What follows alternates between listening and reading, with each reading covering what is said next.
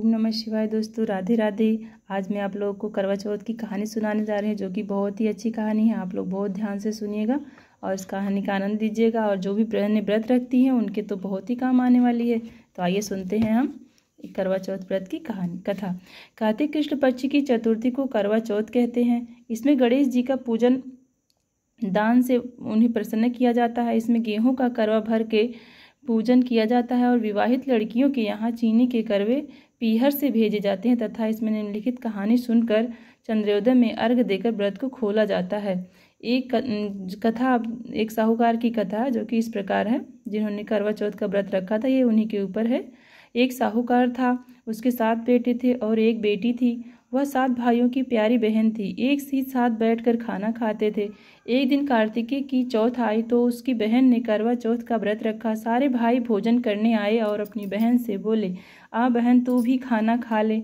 उनकी माँ बोली, आज यह खाना नहीं खाएगी, इसका करवा चौथ का व्रत है, जब चाँद निकलेगा तभी खाना खाएगी। तो उसके भाइयों ने छल कपट से जंगल में आग जलाकर छलनी में से चाँद दिखा दिया। तो वह अपनी भाभियों से बोली, चलो भाभी चाँद निकल आया है, अर्घ दे लो।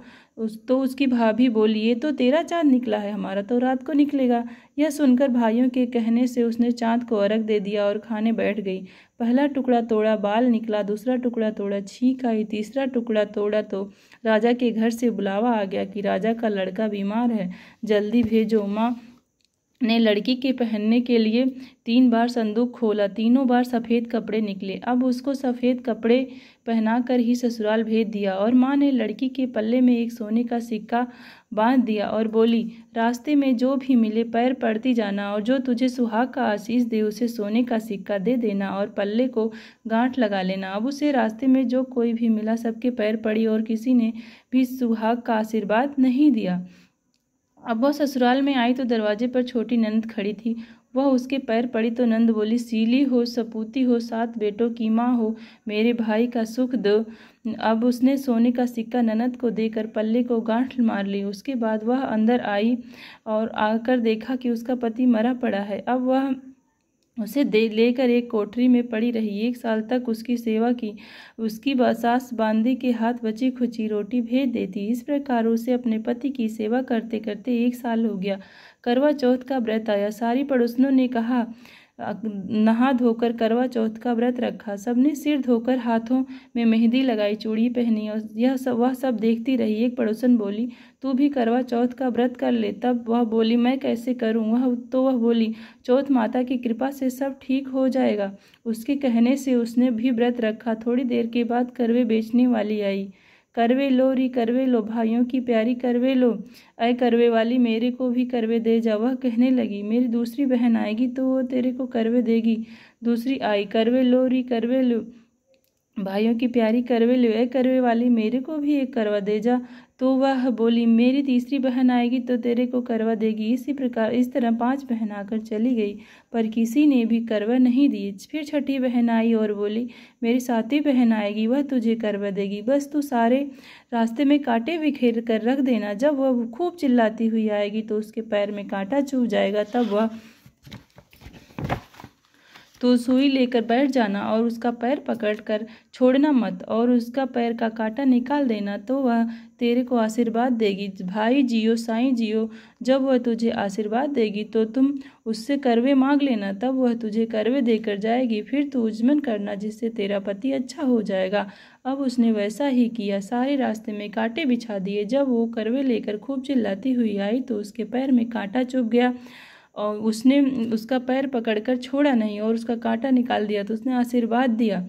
तब वह बोली, जब तूने मुझे आशीर्वाद दिया है तो करवे भी दे जा। तो वह बोली, तूने मुझे ठग लिया। यह कहकर तो उसने उसे करवे दे दिए। अब करवे लेकर उसने उज्जमन की तैयारी की, व्रत रखा। राजा का लड़का ठीक हो गया और बोला, मैं बहुत सोया। वह बोली, सोए नहीं, 12 महीने हो गए तेरी सेवा करते करते। फिर उसने चौथ